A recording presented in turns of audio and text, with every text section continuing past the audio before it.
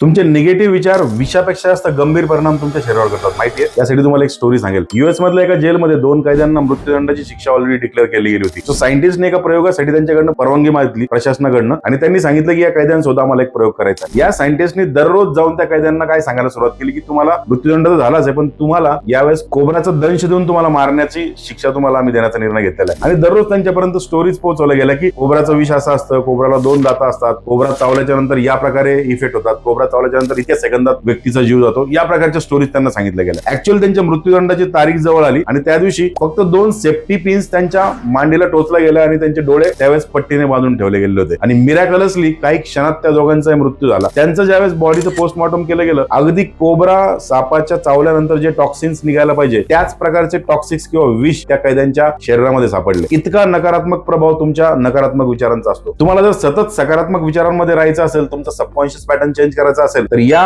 रीलला नक्की शेअर करा आणि मला सबस्क्राईब करा.